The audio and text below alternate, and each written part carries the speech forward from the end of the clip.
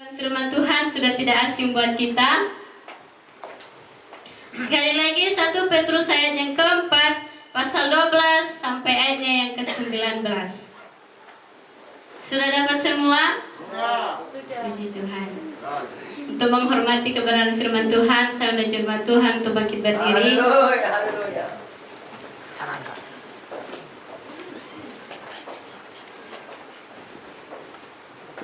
Saya akan baca ayat yang ke-12, saudara lanjutkan ayat ke-13.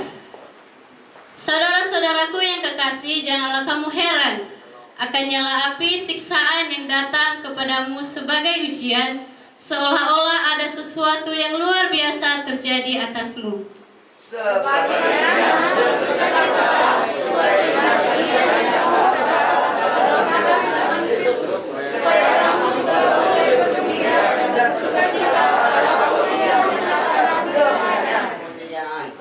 Berbahagialah kamu jika kamu dinista karena nama Kristus, sebab roh kemuliaan yaitu roh Allah ada padamu.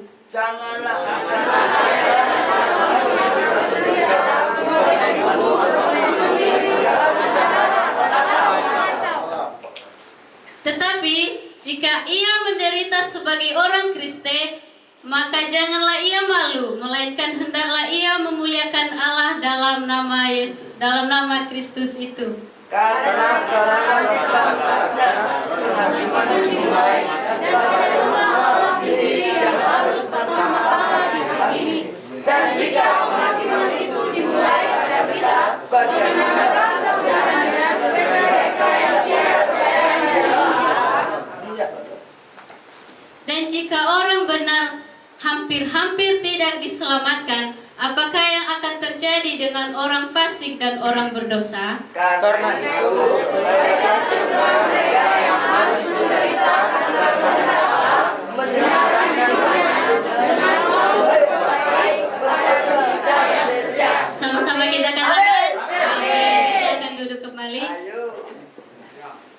Bapak Ibu Saudara yang terkasih dalam nama Tuhan Yesus, saya tertarik dengan kebenaran firman Tuhan ini. Jadi tema saya yaitu jadilah orang Kristen yang sabar dan penuh dengan sukacita. Amin. Puji Tuhan, Bapak Ibu Saudara yang terkasih. Jadilah orang Kristen yang sabar dan penuh dengan sukacita. Bapak Ibu Saudara yang terkasih dalam nama Tuhan Yesus, sebagai manusia sangatlah sulit untuk menjadi orang sabar.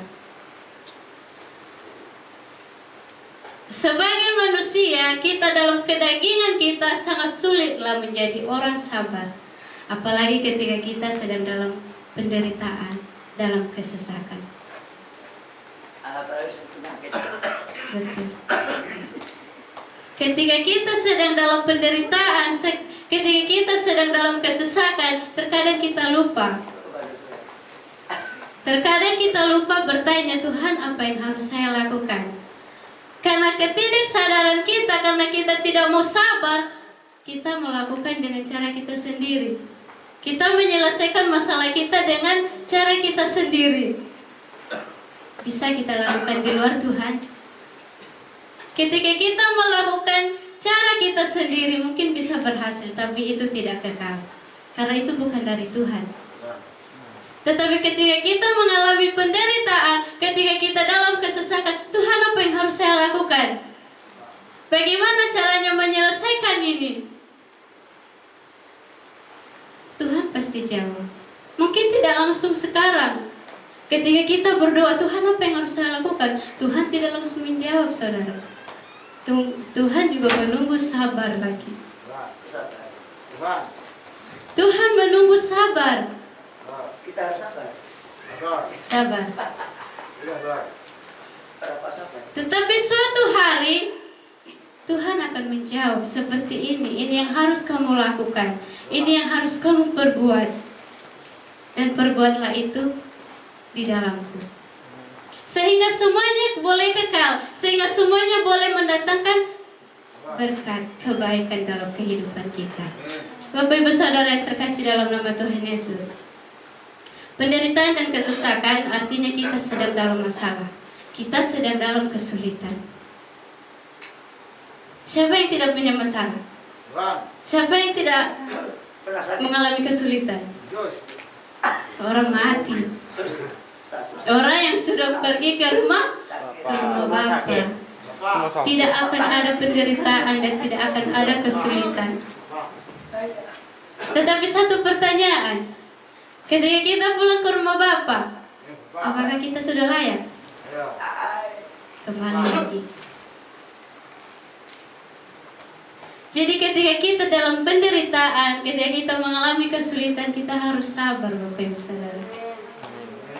Ketika kita sedang dalam masalah lalu kita marah-marah, tidak jelas apakah ada sukacita.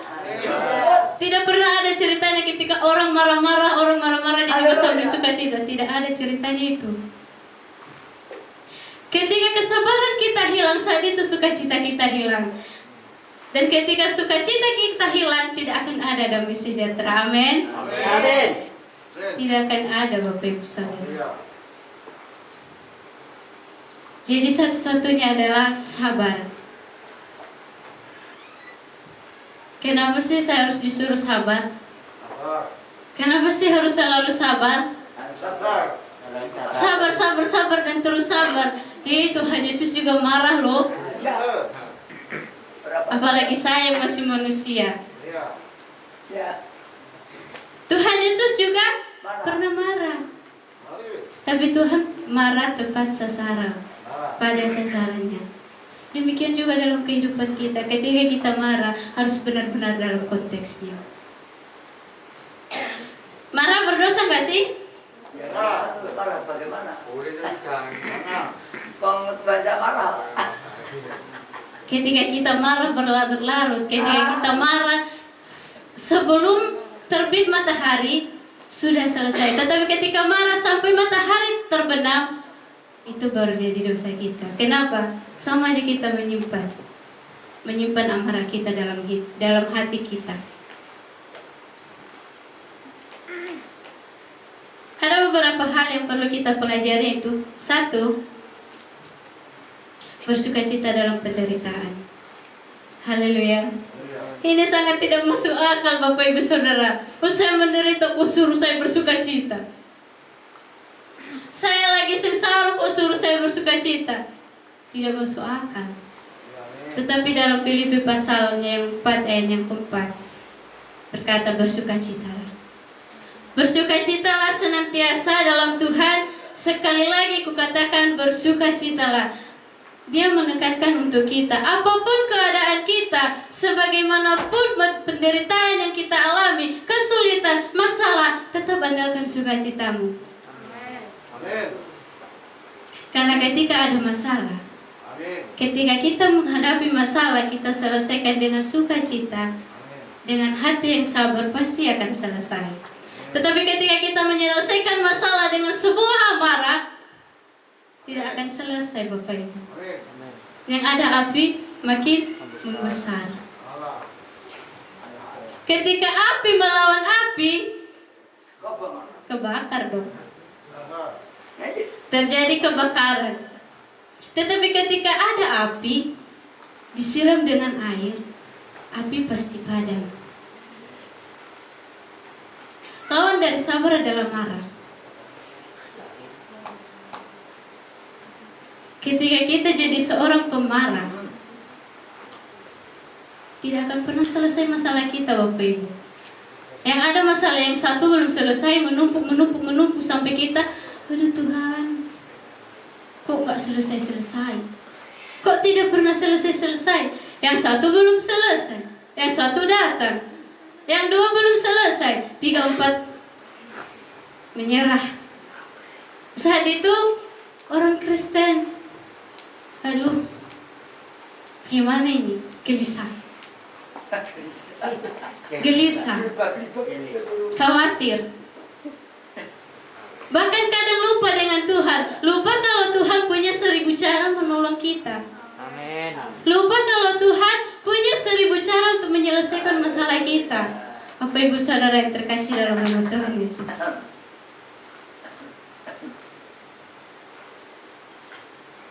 kalau kita menjadi orang sabar memang bukan hal yang sangat gampang.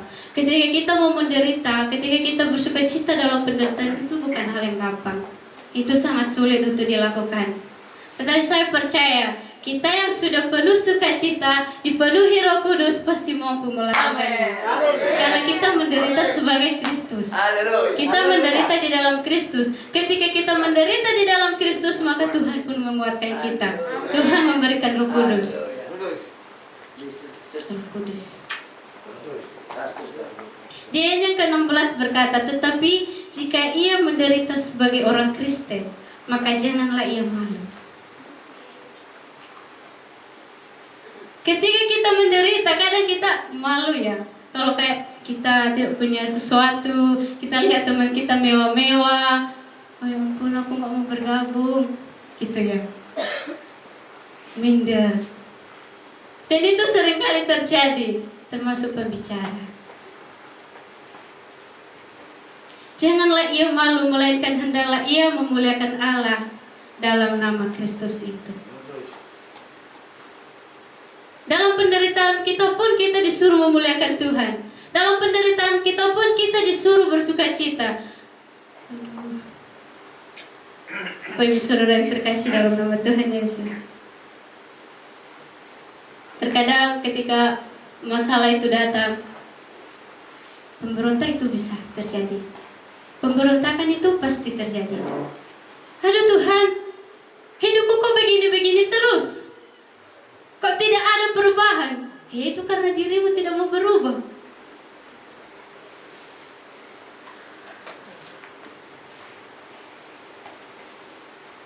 Jangan pernah malu karena kita menderita dalam Kristus. Dan jangan pernah takut ketika kita menderita dalam Kristus, karena ada Roh Kudus di dalam kita. Tuhan tidak pernah membiarkan kita, Bapak Ibu Saudara terkasih dalam Tuhan Yesus. Tuhan tidak pernah sekali-sekali meninggalkan kita, apalagi memberikan cobaan yang melebihi kekuatan kita. Tidak pernah, Bapak Ibu. Tuhan tahu kekuatan kita. Tuhan tahu kemampuan kita sampai di mana. Tetapi ketika kita meminta kepada Tuhan, Tuhan jadikan saya sebagai orang sabar, saat itu juga kita akan diuji. Ujian akan datang. Entah itu dari teman kita,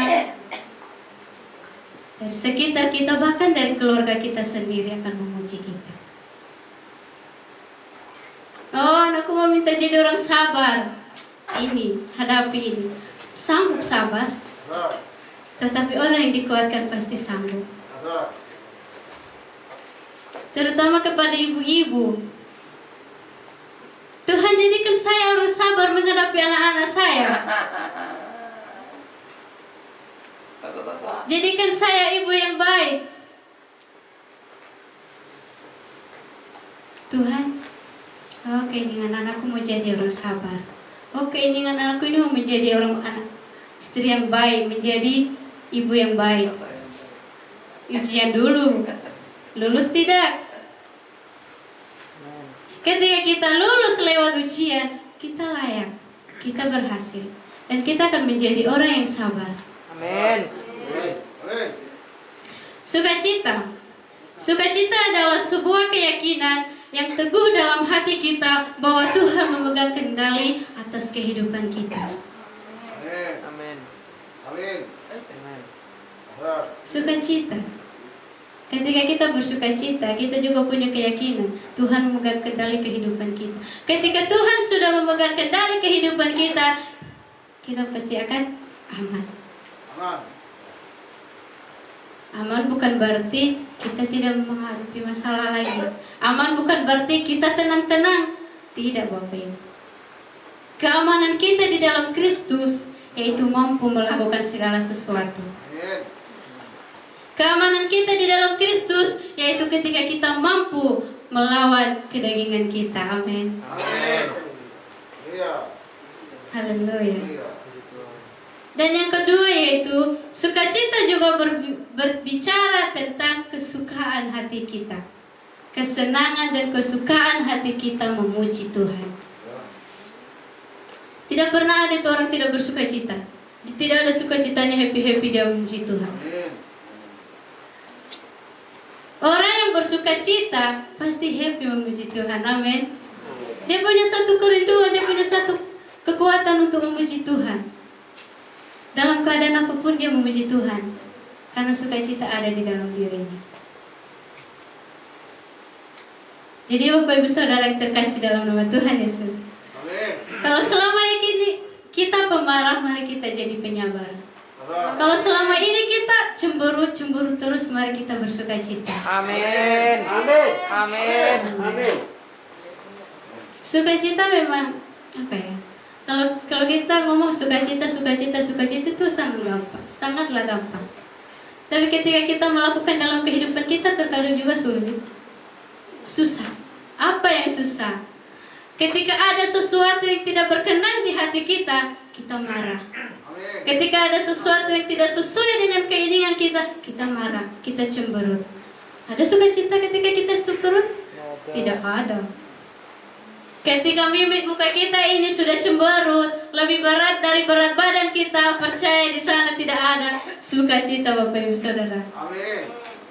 Tetapi ketika masalah menghampiri kita, kita sabar dan bersukacita, pasti akan terselesaikan. Amin.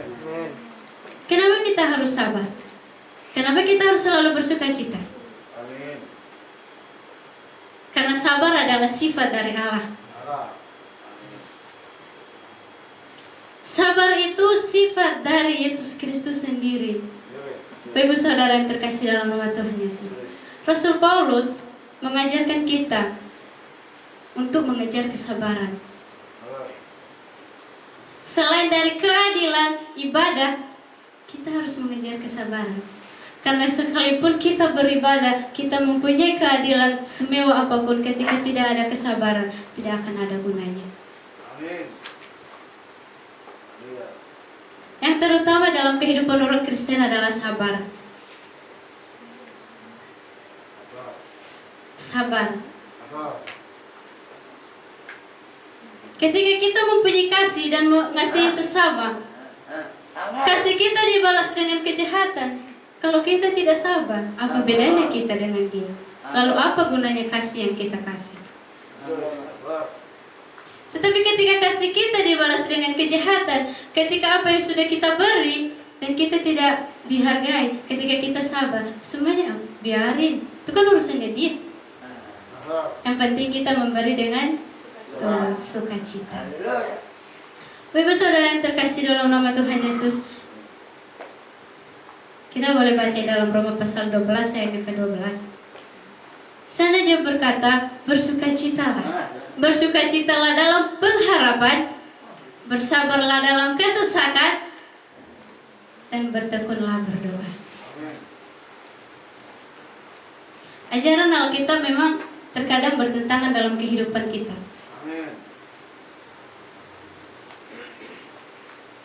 Terkadang sesuatu yang tidak sesuai dalam kehidupan kita, kita berontak, Tuhan kok seperti ini? Saya maunya yang ini, bukan yang ini.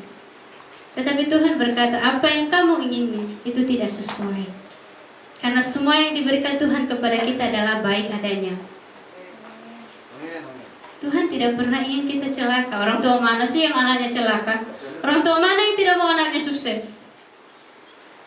Demikian Tuhan dalam kehidupan kita. Tuhan mau hidup kita berkenan di hadapan Tuhan.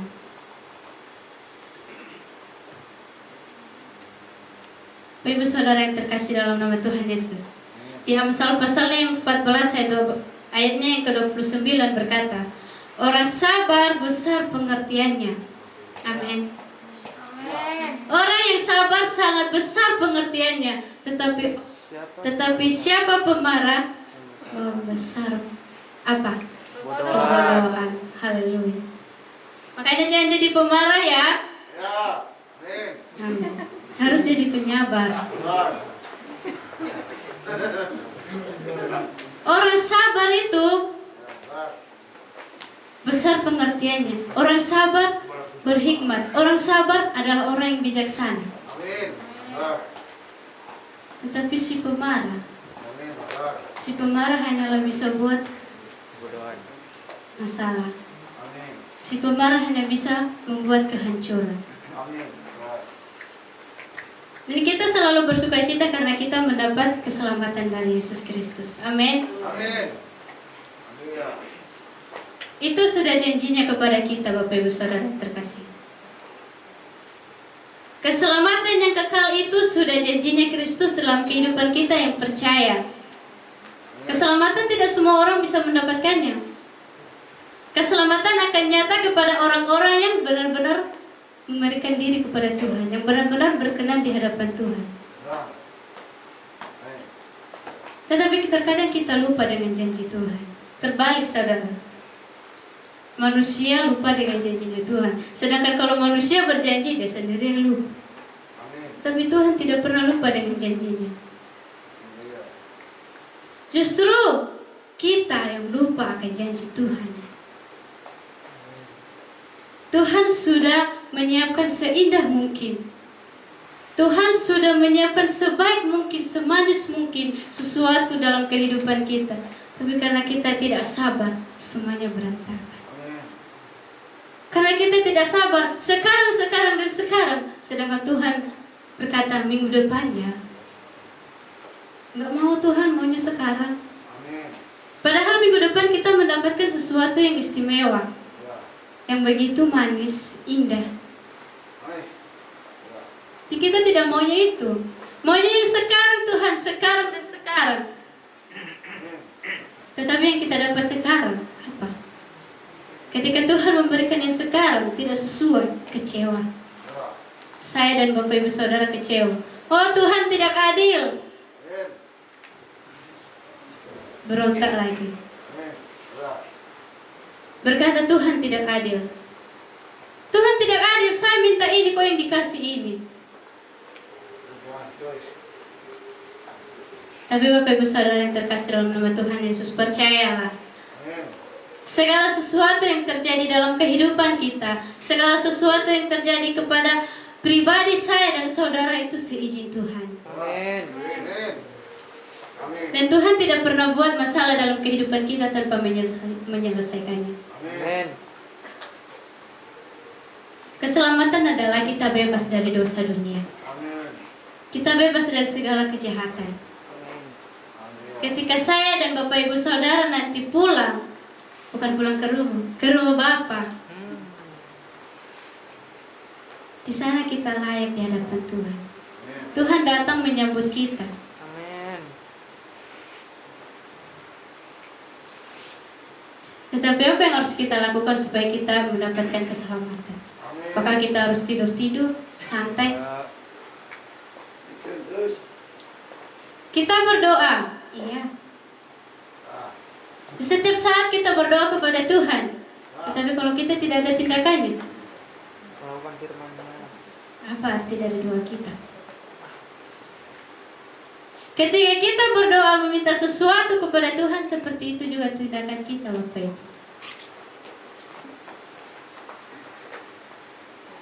Dan yang kedua yaitu menaruh harapan dalam Yesus Kristus. Menaruh harapan di dalam Yesus Kristus. Bapak Ibu Saudara, harapannya apa? Di dalam Yesus Kristus. Di tahun 2021 ini saya punya mobil. Itu sebuah harapan. Saya punya rumah, saya punya ini dan saya punya itu. Harapannya pun tinggi-tinggi. Tapi kalau kita tidak berdoa, kalau kita tidak menaruhnya di dalam Tuhan, kecewa. Kok Tuhan tidak menjawab doa saya? Dalam Yeremia pasal 17 ayat ke-7 berkata, diberkatilah orang yang mengandalkan Tuhan dan yang menaruh harapannya pada Tuhan. Dalam masa penantian memang ada namanya jenuh, ada namanya bosan. Ketika kita menanti janjinya Tuhan, aduh, lama ya. Kita pasti jenuh dan kita pasti bosan, sehingga kita berontak lagi. Oh Tuhan, di mana sih? Kok doa saya nggak dijawab-jawab? Tuhan, kamu di mana sih? Semuanya Tuhan di mana, Tuhan di mana? Dia tidak tahu. Kita tidak sadar. Ketika kita berdoa kepada Tuhan, memberikan pengharapan kita di dalam Kristus, apakah kita tidak ada berontak? Ketika Tuhan tidak menjawab-jawab doa kita, Mari. Ada apa ya? Kok Tuhan gak jawab doa saya? Ketika kita sudah jenuh, ketika kita sudah bosan, saat itu pun kita akan marah. Saat itu pun kita akan berontak, Bapak Ibu Saudara yang terkasih dalam nama Tuhan Yesus. Tetapi jangan pernah putus asa. Amin. Jangan menjadi kecewa. Ketika harapan saya dan Bapak Ibu Saudara belum terjawab sampai sekarang, jangan putus asa. Dan jangan juga menjadi kecewa. Karena ketika kita sudah menaruh harapan kita di dalam sumber pengharapan yang sesungguhnya, ialah Yesus Kristus, di sana tidak akan ada kekecewaan. Suatu hari, mungkin tidak sekarang Bapak Ibu Saudara, kita minta kesembuhan dari Tuhan. Kita mungkin minta pemulihan. Harapan kita di tahun ini kita harus sembuh, kita harus pulih. Tuhan tidak menjawab sekarang.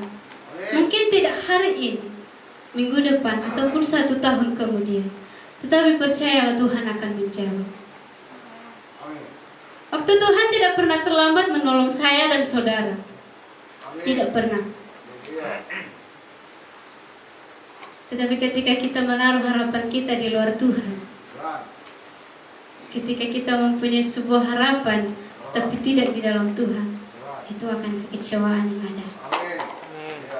Kita akan kecewa, Bapak Ibu Saudara. Karena sekalipun kita mendapatkan apa yang kita harapkan, tapi itu bukan dari Tuhan. Dan itu tidak pernah kekal. Nah, ketika kita mendapatkan harapan kita di luar Tuhan, tidak akan pernah memuaskan. Kita tidak akan pernah puas. Yang kita rasakan kurang, dan kurang. Sehingga tidak akan ada kepuasan. Tetapi jikalau harapan kita di dalam Tuhan, meskipun kita dapat sedikit, sudah sangat memuaskan. Kita sudah merasa cukup. Kenapa? Karena kita tahu bersyukur. Tuhan, terima kasih. Dalam hidup ini, kita juga perlu selalu ingat, saudara, sekali lagi, bahwa ketika harapan kita tidak di dalam Tuhan, jangan heran kalau kita kecewa. Jangan berontak kalau kita kecewa. Kenapa? Karena harapan kita bukan di dalam Tuhan. Firman Tuhan berkata, terkutuklah orang yang mengandalkan kekuatannya dan yang menaruh harapannya di dalam manusia. Yang ketiga yaitu kita layak menerima kemuliaan dari Tuhan.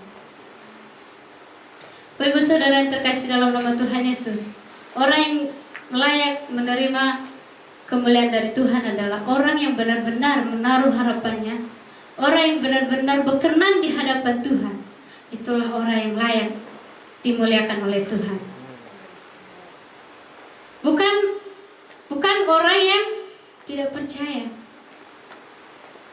Bukan ketika kita, saya percaya kepada Tuhan, saya percaya Tuhan itu juru selamat saya percaya Tuhan pasti menolong saya.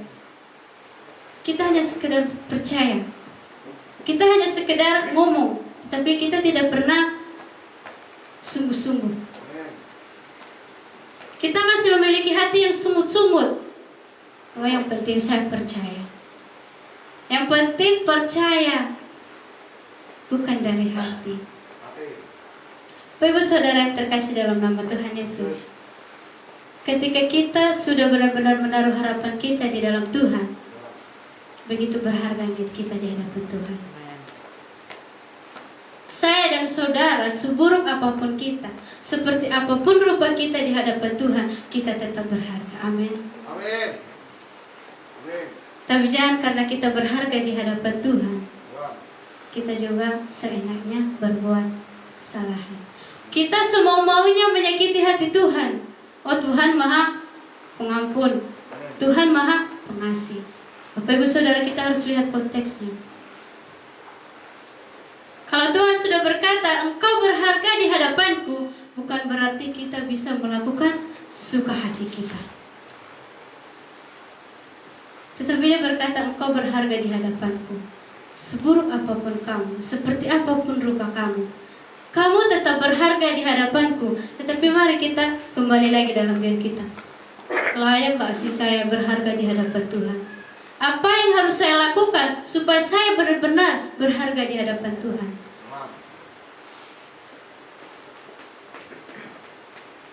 Oleh karena kita berharga di hadapan Tuhan, Tuhan mengasihi kita, Tuhan mencintai kita. Tuhan tidak pernah meninggalkan saya dan Bapak Ibu Saudara yang terkasih dalam nama Tuhan Yesus.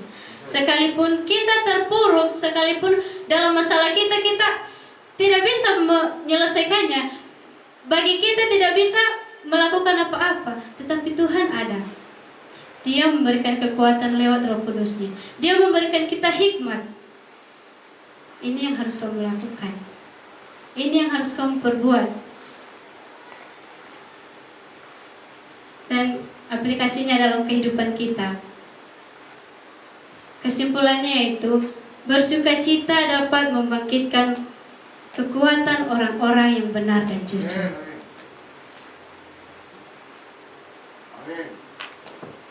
Silo dari tadi amin terus. Amin. Amin. Sukacita membangkitkan kekuatan orang-orang benar dan orang-orang jujur. Kembali lagi. Orang-orang benar dan orang-orang jujur. Bapak Saudara yang terkasih dalam nama Tuhan Yesus, di Mazmur pasalnya yang ke-32 ayat 11 berkata, bersukacitalah dalam Tuhan dan bersorak-soraklah, hai orang-orang benar, bersorak-soraklah, hai orang-orang jujur. Ketika dalam kehidupan kita sudah benar, ketika dalam kehidupan saya dan Bapak Ibu Saudara sudah tidak ada kebohongan, maka sukacita akan menjadi bagian dalam kehidupan kita. Dan ketika kita sudah bersukacita, maka damai sejahtera akan menjadi bagian kita juga.